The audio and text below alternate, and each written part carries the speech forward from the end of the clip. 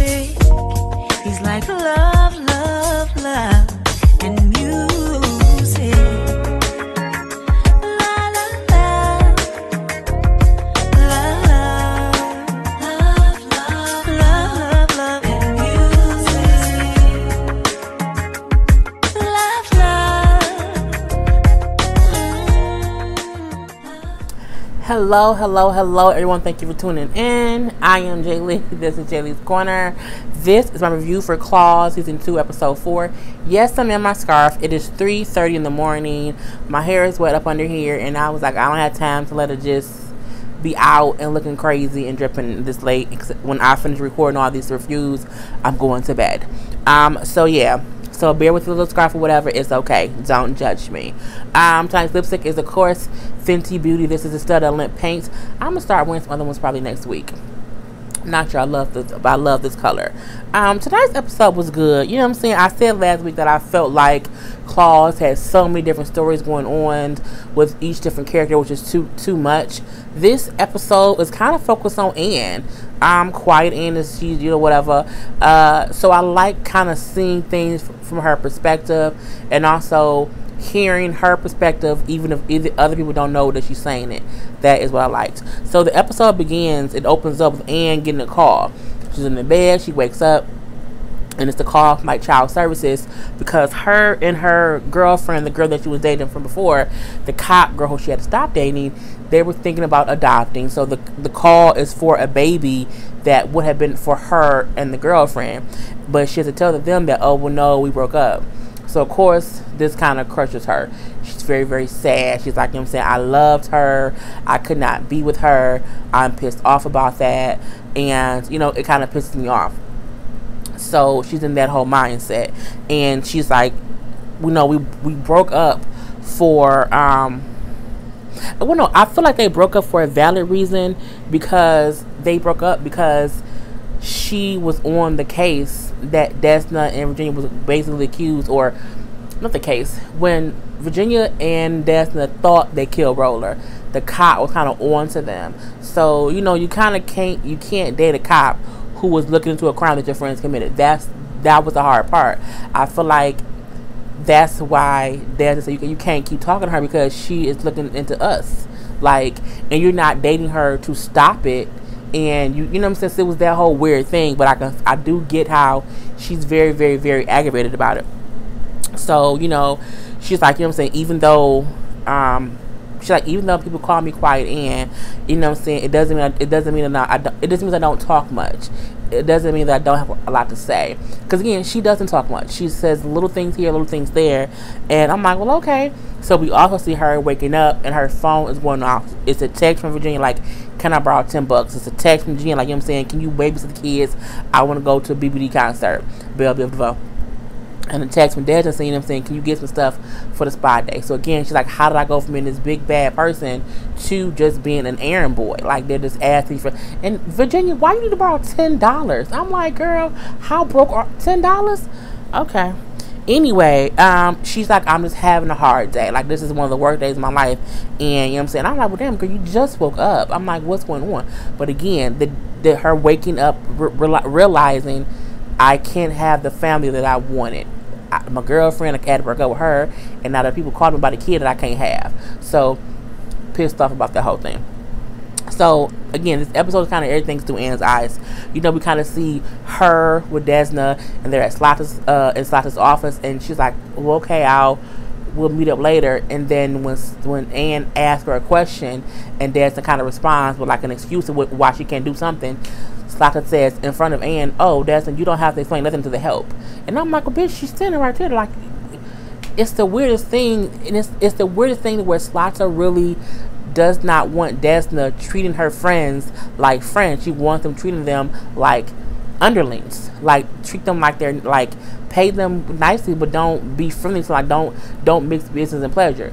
And I don't see how Desna can't say they're more to me than that. Like, the same way you want me to be your lieutenant, those are my lieutenants. And I don't like how Desna has not stated that fact. And even though Slata sees Desna as a boss, again, Slata, you're a boss. So if you're a boss and Desna is your goddamn lieutenant, how can you not understand when she says, well, those are my lieutenants. They have been right by my side this whole time. Without me, without them, I'm nothing. You know what I'm saying? We are all bosses in this. So I can see how Ann is looking like, oh, ain't this about a bitch? I'm the help now? Okay, would piss me out too. So even coming up out the office when she's walking through, Uncle Daddy walking in like, oh yeah, hey, quiet white woman. She's like, I'm not white. She's not Puerto Rican either. She said Cuban? She says, I'm not white, I'm insert Cuban, Puerto Rican, Mexican. I can't think which one she said, but I'm that. Okay, I'm quiet that or whatever, but I'm really quiet Ann. But he like, well, whatever your name is, I need you to give me a ride to A, B, C, D, E, F, and G. She's like, well, goddamn, and now I'm a goddamn, taxi cab for Uncle Daddy, for Desna, for every goddamn body. So then we see her in the car riding with Desna and Uncle Daddy. And, they're driving around. There's a car who, wouldn't go through a light or whatever. We see how Desna's, Uncle Daddy's complaining about, we need to do something about Slotta. She's just messing up everything. I want my power back. And she like, well, no. I'm saying? Slotta's this, Slotta's that. I'm saying? She's a good person. She's a boss woman or whatever. Desna is 100% drinking a goddamn Slotta Kool-Aid. Like, she's like, I don't see nothing wrong with a little bump and grind baby, R. Kelly-ish, all up Slotta's ass. And she has, it is a different Desna. She's addicted to the point to where she's not being treated as an underling, but she don't get that she's kind of treating her friend like that a little bit. So in the car against Ann is just saying all these things to her head, like, oh, ain't that funny that she thinks this? Isn't it funny that? So that whole thing. At the shop, they get to the shop. She come in, Jen is drunk. Not drunk, but Ann can tell she's been drinking. So she's like, be careful. But she's saying stuff in her head, but also saying stuff out loud. So from there, Desmond like, oh, Ann, can you come rub my shoulders? My neck is so stick. And she's like, oh, of course, I'll be goddamn masseuse. Okay, cool. So she rubbing Desmond's shoulders. Oh, Ann, can you also go clean out the pedicure bowls? Okay, now I'm goddamn pedicure bowl cleaner. So again, she's basically being told to do all these different, like, go do this, go do that. We then find out a man come in like, I'm just here to see my sister. I'm like, who your sister? Who your sister, cutie? The sister's Ann. And she's like, what are you doing here? And he looks so regular. So I was like, oh, okay, that's different. Did not expect that. Now he's also a senator. And he's like, look, I need to go meet with mom and dad. I need to come meet with them with me. She's like, no, I don't want to do that. I haven't seen y'all in years. I'm straight. He's like, look, I just really need you to be there. Like, we're family. So she's like, all right, fine. So she reluctantly agrees to go. So back in the shop, we see Gregory's mama. You know what I'm saying? Mama, what's it called? Mama Reval? Yep, Madame Reval, and that's Cheryl Lee Ralph's character, comes in for a spa day. And she's bringing in these girls who they have sponsored from Haiti. So she there getting her little nails and whatever, so Desmond getting all that stuff together. At that point in time, here comes Slotta. Slotta come walking in. I'm like, oh, ain't that this comfy cozy? All these my wives all up in the same goddamn nail salon. So of course she introduces Slotta to Madame Reval. And she's like, yeah, I own the salon, and me and Desmond are like sister friends. We're like sister friends. And the Ann like, okay, oh, now they're sister friends, and this is within a couple of weeks. So again, Ann is having all these thoughts in her head, and she's watching things going on. So Desmond's they're talking or whatever, and then when Desmond's like, yeah, this is Gregory's mom.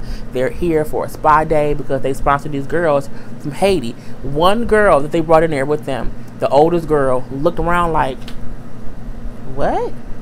And she kind of, all right, so you it's something up. Them girls ain't sponsored from Haiti. They either gonna be some sex slaves or something. But when she said they sponsored these girls from Haiti, she looked like, no, sponsored who? I'm not sponsored. I'm here and I don't want to be. So it's something up with it, and we just don't know what yet. So we then see like she got a text or whatever. She's like, Ann, can we talk real quick? So Ann like, okay, yes, finally she sees that I'm off, that I'm hanging on by a thread, like that I'm having a really, really bad day, that I'm like on the edge. She sees that now, she wants to talk to me. And she says, I need you to go to go here and do this, and I need you to also go to a little job site and entice them to do their work. So again, send her on a mission. And she's like, well, goddamn, well, she just don't see that I'm just like off kilter right now, and she just keeps treating me like, go do what I told you to do, and she's not paying any attention to me. So She go to the little job site. I guess it's the new clinic they're making with her baseball bat, her trusty baseball bat. Get to work, get to work, and they not listen. So she like hits one of them in the knee. I said, get to work, and she's chasing these men around this site with a baseball bat. I said, Ann was getting some steam off her shoulders, off her thighs, off her legs, off her brain. She was getting all the little tension off her whole body, and she makes them get to work. So from there, we see back at the shop, Madame Brevard is asking Desmond all these questions, like, were you ever married? What did your last boyfriend do? You know what I'm saying? Oh, he was a salesman. He was a salesman. So that whole thing. Why have you never been married? Why have you never had any kids? And so she like, well, I never thought about it or whatever. I've just been really busy. I've been doing a lot of things. You know, we then see how Jen says, you know what I'm saying? Well, she's been busy taking care of Dean. And then we have Slaughter who says, well, yeah, you know, men are just intimidated by her because she's the boss. But she's like, you know, I just kind of never thought about it. And he's like, yeah, because someone your age, you know what I'm saying, it's just kind of weird that it's weird that you're not married. She's like, wait a minute. First of all, like, why are you asking me all these questions about marriage or whatever? And then she says, if my only son is going to marry you, I have to make sure that you're right. And she's like, what? Like, what? And she's like, marriage? What are you talking about? So I guess who knows? I don't know. But she's just asking questions that, you know, mamas do. But again, I don't think that's his mama. Okay? I think maybe she is a Haitian mother, but like a prostitute mother. And he was her first male prostitute. And then she kind of groomed him to be her son to take over the business of like selling coochie and cocaine. And that's why the little girl was looking like, wait a minute, we not sponsored from there. They sell our coochie, we also selling cocaine. Like, I was like, that's what I thought it was. But we shall see. So at that point in time, when she says that, Anne is like, oh, so I get nothing, that's like it's a whole fairy tale. I'm like, okay, that's how she feels.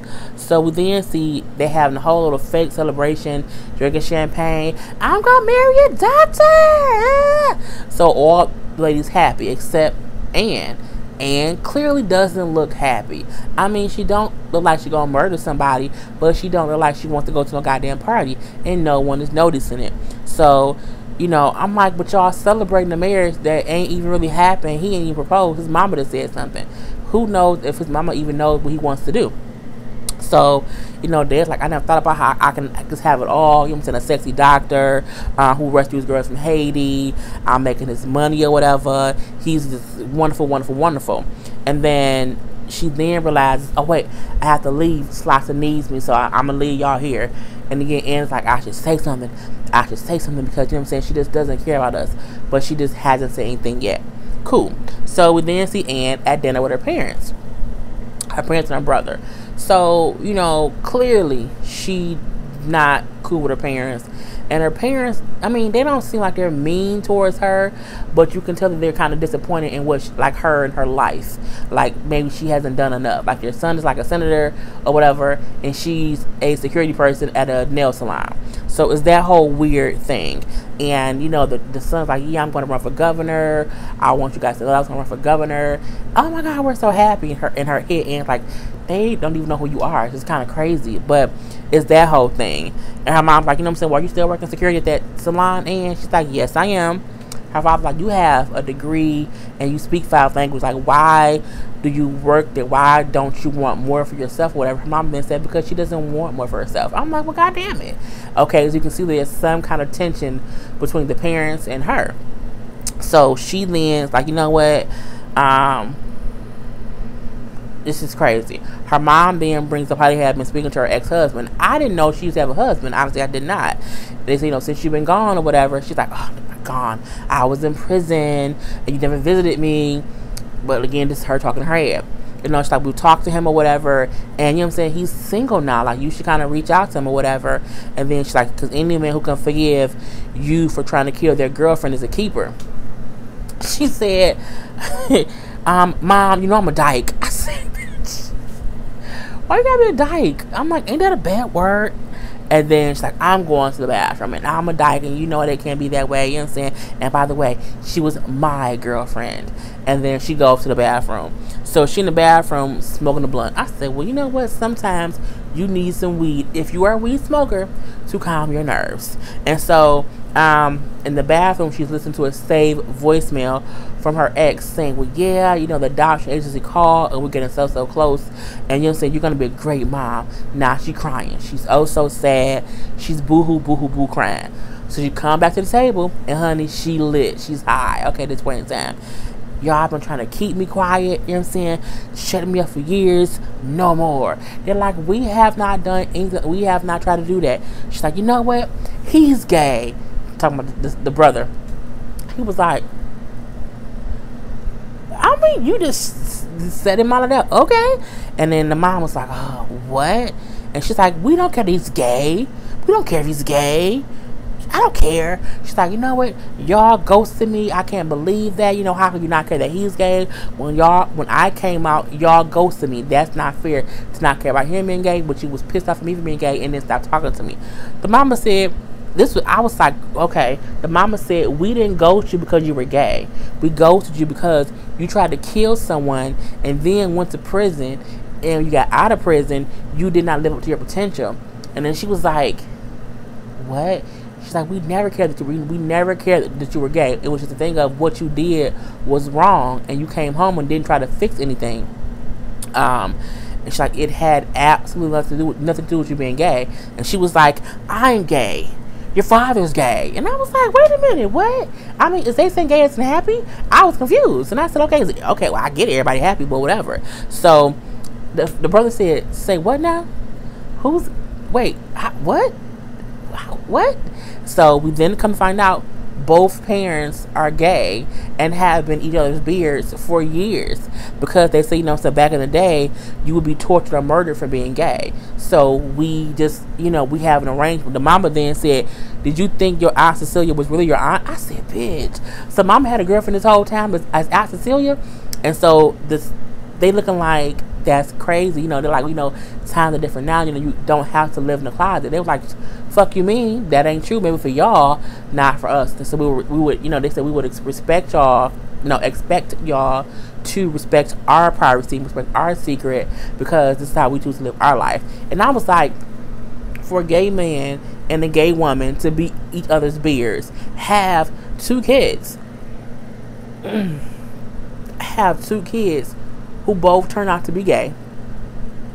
It's the weirdest shit ever. I was like, okay, that's what I don't know how to process that. It's just weird. So the siblings then say, okay, a lot of things in their childhood makes sense now, because not that it did not make sense before, it was just weird before, but now they get it. So it's like, okay, cool. So at that point in time, we see that the brother, that Ann and her brother were like on the beach talking or whatever, and Ann gets the phone call. And it is Jen. And Jen's like, I'm in trouble. I need your help. So she got caught drinking boxed wine in a store, and she didn't have any money to pay for it. So she was about to get arrested. So Ann had to come dressed all nice, because again, Ann was with her parents dressed feminine. She had her hair down, and straightened, a female suit on or whatever. She looked like, for lack of a better term, a regular girl. And so Jen was like, oh my God, you look so nice. I've never seen your hair down. Oh my, well, she's drunk as a damn skunk. So she's like, oh my God, I'm gonna have to flash this cop got my boobs to get her off. So sure enough, she, perked up. Officer, can I, said the whole thing. And he, of course, looking at the boobs. And then he like, all right, fine, just pay for it or whatever, and it's fine. But then as they're walking out, she beat, because she had liquor in her purse. She was drinking boxed wine in the store and had put wine bottles in her purse. I'm like, this bitch right here. I'm sorry, here it is. It's okay. Just give it back. We're going to be done. And then she pukes on Ann's shoes. See, at that point in time, me and Jen friendship would have been over. Okay, I don't care how good a friend you are. You can't puke on me. Karla, you cannot puke on me. No. Oh my God, I'll be so mad if you did that. Oh, it's just so disgusting. Anyway, when you can, because friends, it happens. It's okay. Karla, you can puke on me if you need to. Not on my face, so like on my clothes, fine. I'll just taking my clothes off. Anyway, the next thing that we see is they have taken Ann to, it's a goddamn gnat in my house, and it's gonna drive me the fuck crazy, because my plants had fucking bugs on it, and I want to burn it. God. Anyway, So they taking they taking Jen to an AA meeting, and then says, "Oh my God, this is so boring. I wish it was just more entertaining." And then Jen picks up a guitar and she starts singing. Bryce come in, and I'm like, "Bitch, is it a dream sequence?" I was confused. I was totally, utterly confused. What the hell was going on? So, Jen is singing. Jen is singing, "Yes, I was drunk."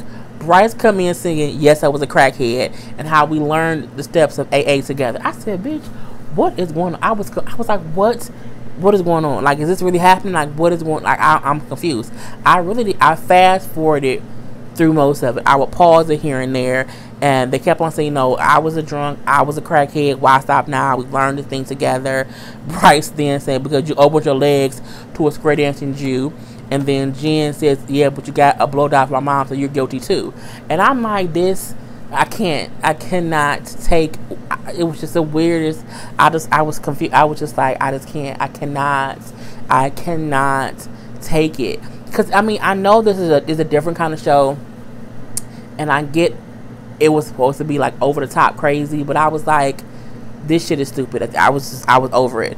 I was bored. So again, I then wondered, did it really happen? Because all of a sudden, Bryce was really there, leaving out of the AA center. So I'm looking like, did they really just sing a song? Like, did it really? I was done at that point. Anyway, he then because he leaves out. It's him, Uncle Daddy, and Roller. So Jen kind of leaves with him out to talk to him or whatever, and so does all the ladies. Desna, who was supposed to be there to support Jen, got there late because before Desna was with Slotta somewhere, because again, that's what she does. He then tells Jen, "I'm talking to a lawyer, I want a divorce." And she's like, "Really? Are you really? I can't believe that," because neither of them can get over what the other one did. He can't get the image of her sleeping with the rabbi guy, and she can't get out her head her mama giving him a blowjob. So they can't move past that. But he like, "I need to divorce you, and that is gonna be that." And then he says, "But we need to go because we have to get this stuff together before shit pop off at Slotta's event next week." And then we're like, "Oh man, shut up." So he let it slip that he, Roller, and Uncle Daddy is planning something to do to Slotta. And I think Roller then said to Desna, "Don't say shit, keep it quiet," you know what I'm saying, "keep your mouth shut." And then the lady's like, "Desna, are you gonna tell her?" She's like, "I don't know what to do," you know what I'm saying, "I just don't know." And she's like, "I don't know what I'm supposed to do." And they're like, "Really?" She says, "Look, think about this. Slotta has been paying us really good now. You know what I'm saying, our packets are fat because of Slotta, not because of them. So plus she taught me to be a boss." I said, "Well, even though that's true, she's crazy and she's nuts. And if she wanted to, she'll kill you." I don't know. Back at the shop, it was a little scene. That little girl that Polly. Is it Polly? Why I forgot her damn name? Polly. Lord Jesus, that she, trying to be a mother to, got in trouble in school because of how she dressed up as a Muslim. So she's realizing the girl is, even though she's a 17-year-old white girl, she's taking on all these issues with all these different races or whatever. She's like, "Look, you're a 17-year-old white girl. I need you to kind of just stop doing this kind of crazy stuff or whatever, getting yourself in trouble." And she's like, "Look, I'm old enough to make my own decisions. You know what I'm saying? You're not my mom. This whole thing was temporary. You know what I'm saying? And one day I'm going to leave." She then hugs her and says, No, Lily, I'll never let you go. You can't leave me." And they're like, Lily is her twin sister, who we only learned about that she had the last episode. She's like, "Lily, I meant Marnie. But they all look like, "No, but you said Lily." And we know she is, so we know that there's something going on with her that we don't know all of yet. So Marnie, like, you know what I'm saying, "I'll see you later." Because it was weird. At this point in time, Des is asking the girls, what should she do? Should I tell Slotta? Should I not tell Slotta? You know what I'm saying? I need my mind is telling me to be loyal, but who am I supposed to be loyal to? She then looks at Anne and says, "Anne, who should I be loyal to?" and said, bitch, I know you're not asking me about that. I said, oh, here we go. She says, you have the nerve asking me about loyalty, bitch. She's like, bitch, who you calling bitch? I'm like, what's going on here? No, I don't want this fight to happen. So she's like, what do you, she said, you know what I'm saying, what are you talking about? Like, what you mad for? I sold out the love of my life, you know what I'm saying, for you, and my whole life has changed because of you, you know what I'm saying. Your whole life has become about working for Slotta and marrying Gregory, and that's it. You kind of said, fuck your friends. You lost sight of your friendships with us, and you ruined my life. She slaps that. So I'm looking like, it's a fight. Now they got to break them up because they're trying to fight, and like, fuck that. Slap, slap. I don't care. I'm like, oh shit. Get her off me. Get her off me. This ain't no fighter, huh? You ain't want to fight Ann. Anyway, she's like, bitch, how did I ruin your life? What are you talking about? She was like, you know what I'm saying, I've done more than enough for you and for all of y'all or whatever. And she's like, we were going to have a child. And they all stopped and realized she was saying, I gave up my life with my girlfriend because of some bullshit that you and Virginia did. And the girl who I was going to be with, we were going to have a child. And now that can't happen because of you. So she then kind of explains what was going on. Like, we was going to be together. We were going to adopt a kid. You know what I'm saying? She was the love of my life. And because you did what you did, I lost what I wanted. And it's like, remember I told y'all I had to give up a child earlier in my life. So I had to, for y'all, for you, and for Virginia, I had to give up the love of my life and again give up a child and not have a family. And you ruined me having a family, and now you're here getting more money and having a family. So it pisses me off. So at this point, Des is like, I'm so sorry. Virginia's crying. Polly crying. Polly like, no, because I'm the one who told you to drug her, so it's all my fault, not Desmond's fault. I'm just so sorry. We didn't know. Now they all crying. It's a whole sad thing or whatever. And you know, Dad's like, I never knew. You know, had I known, I would have never asked you to pick me, because Ann did say, you know, saying I had to be loyal to either you or her, and I chose you over her, and I'm sad because I lost the woman who I loved. She's like, you know what? I would have. Go find her. She isn't a cop anymore. Y'all gonna make it work. Like, don't give up on it. Like, go find the love of your life. Go ahead and do it. So Ann goes to the lady's house, but Arlene isn't there. So she calls her phone and leaves Arlene a message saying, I set you up. I put the drugs in your coffee. I drugged your drink knowing that you would get pulled over and that you would lose your job. And I did it to cover up for Destiny. I say, she just told the whole, I mean, I don't think they told you to tell her that. Because even if she's not a cop, she has you on recording saying you set her up for someone else. Bitch, you can't do that. Okay, you just cannot do. I'm like, and I said, okay, maybe she's saying this out loud on the recording, and then before it's sent, she's gonna delete it. She sent it, bitch. She sent it, and then after she sent it, she called her right back. So at this point in time, Arlene called like, hey, I don't have a girlfriend, you know what I'm saying? The girl you talking about, she's just a friend, like, she's not my girlfriend. And she's like, I still miss you, I still love you, we can work this out, you know what I'm saying, because we just talk. So she then says, meet me at my house, I'll be back later. And then she hangs up. But we see her in the car, and I'm like, that's a cop car. And she's with a girl, and the Asian girl look familiar, and I'm like, where I seen her somewhere from either episode 1 or 2 or 1, whatever, but I can't remember where I saw her. I don't remember that, but I'm like, I know we saw her earlier in this season, and she's someone, and they two now because she's a cop. They're both cops. They're in a cop car, and then they pull someone over. They pull up into a gas station. I'm like, who are they going to arrest? It's Dr. Ken. It's Dr. Ken. Arlene is still a cop, and she's arresting Dr. Ken. They own to the ass. They own to their ass, baby. And that's how the episode went off. So it was a good episode this time. I liked it. And that's about it. So put your comments below. Don't forget to subscribe to my channel. And then after you do that, hit the like button on this video. And make sure to hit the notification button so that when I have a new video up, you can be notified. So I am Jay Lee. This is Jay's Corner. Peace.